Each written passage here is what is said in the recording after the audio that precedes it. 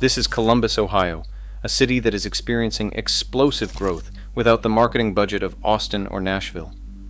While other booming metros get all the headlines, Columbus quietly added over 30,000 new residents last year and became Ohio's largest city in history.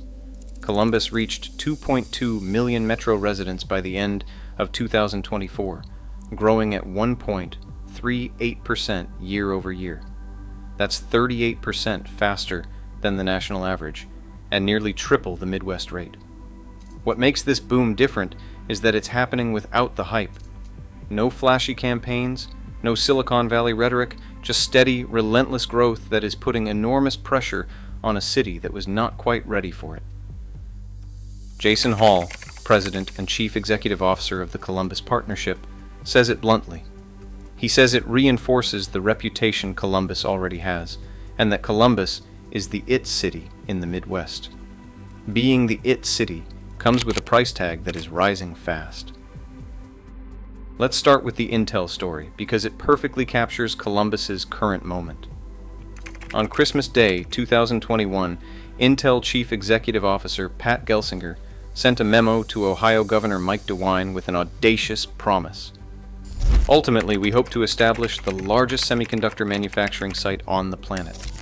By January 2022, Intel had committed up to $28 billion for 2 fabrication plants in New Albany, a Columbus suburb. The groundbreaking ceremony in September 2022 was pure theater. Gelsinger declared that the Rust Belt is dead and the Silicon Heartland begins. Ohio Senator Sherrod Brown echoed the sentiment. He said, "We are finally burying the term Rust Belt." The symbolism was powerful.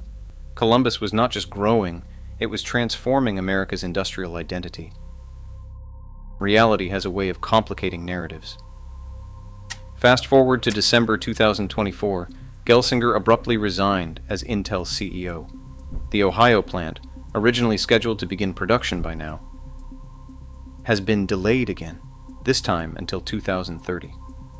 The company that promised to anchor the Silicon Heartland is struggling globally, having laid off 15% of its workforce in 2024.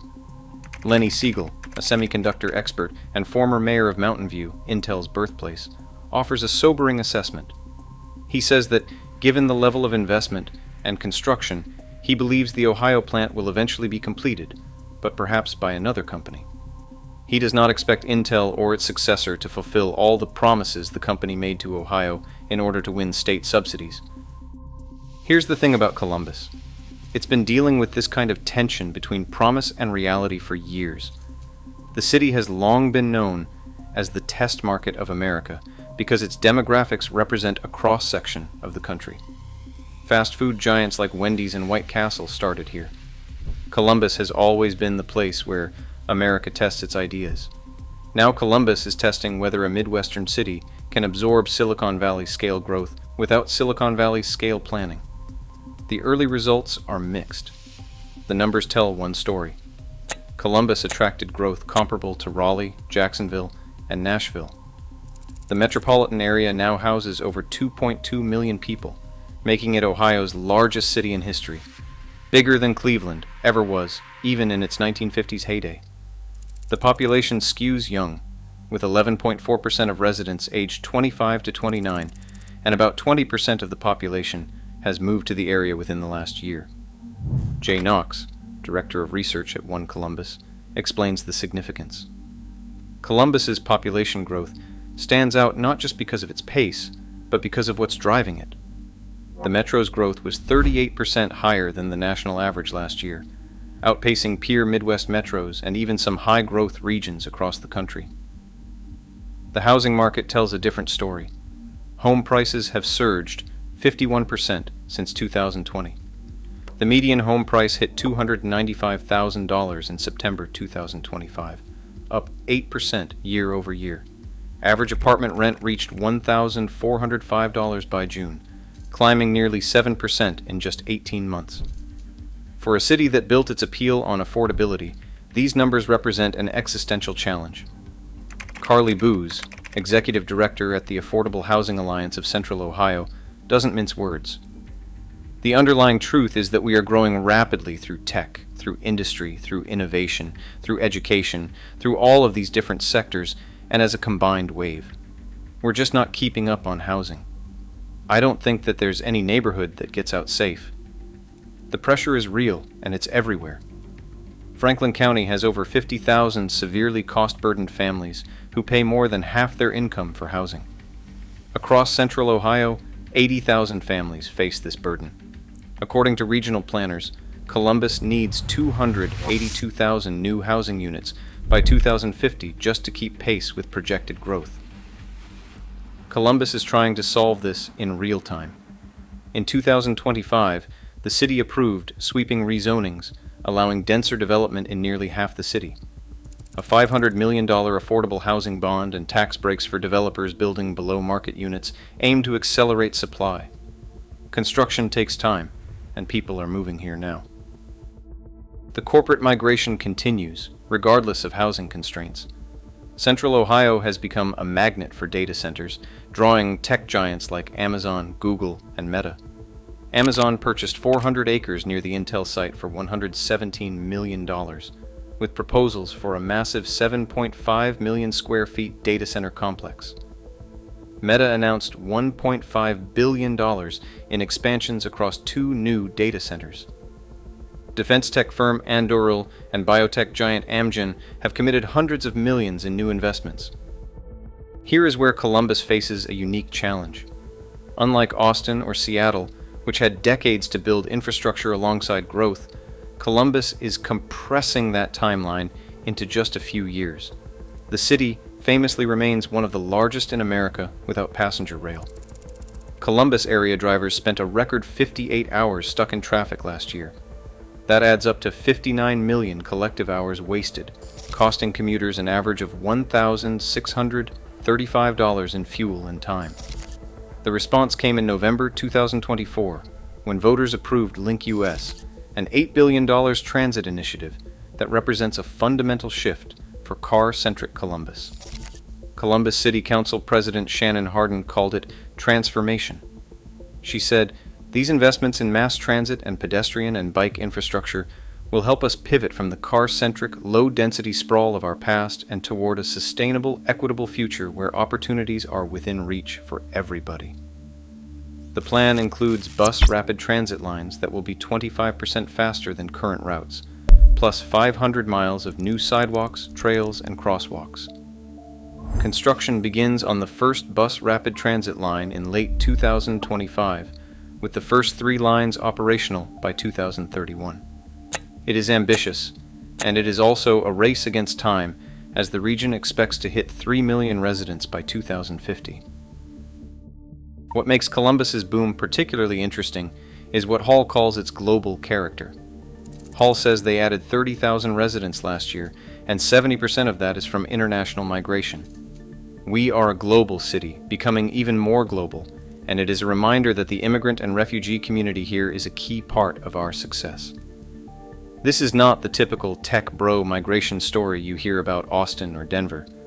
Columbus is attracting a more diverse mix: refugees, international students, families seeking affordability, and yes, tech workers.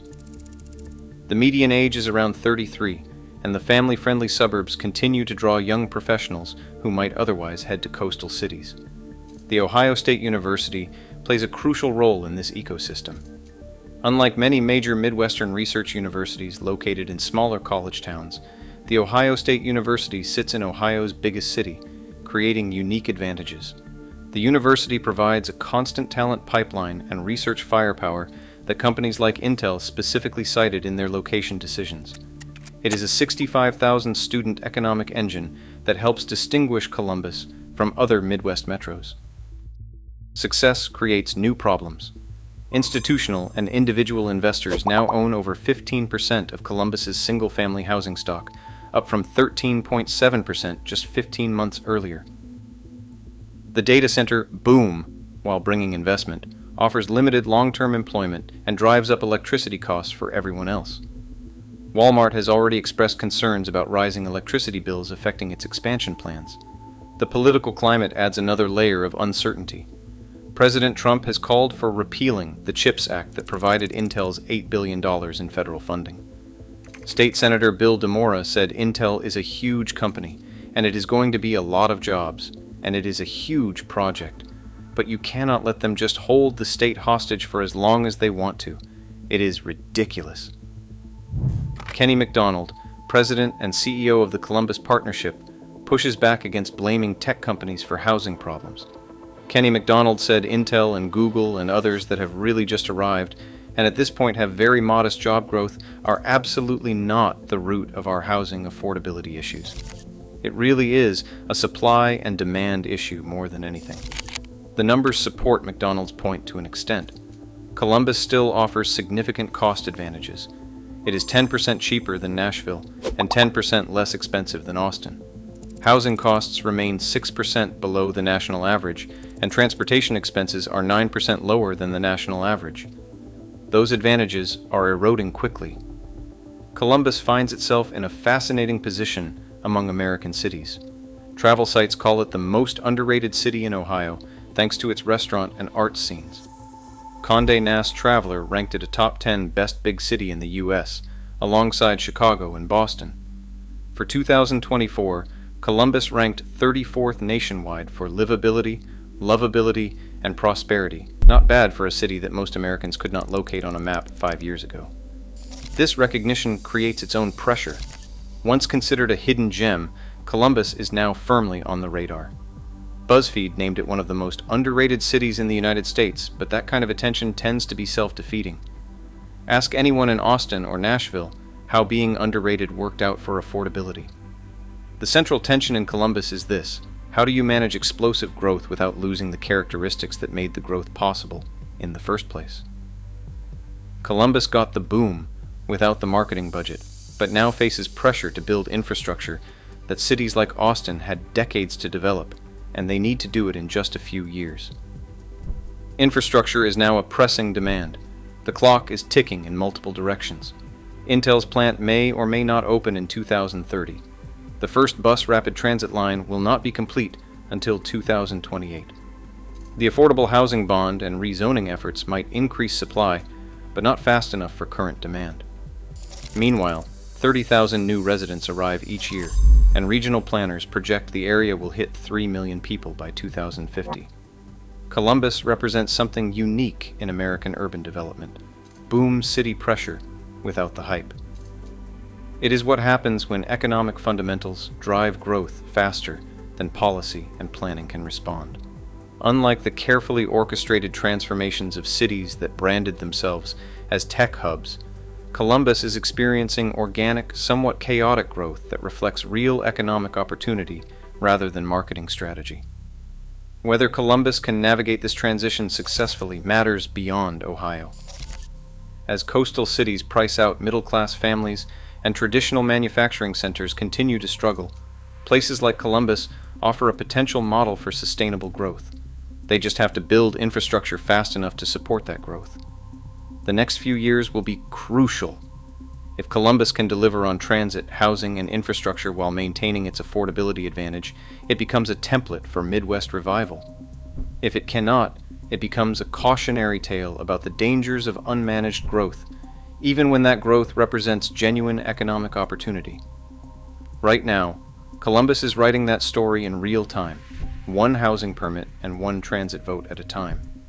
The Rust Belt may be dead, as Intel's former CEO declared, but whether the Silicon Heartland can truly replace it remains an open question. What is certain is that Columbus will find out faster than most cities ever have to.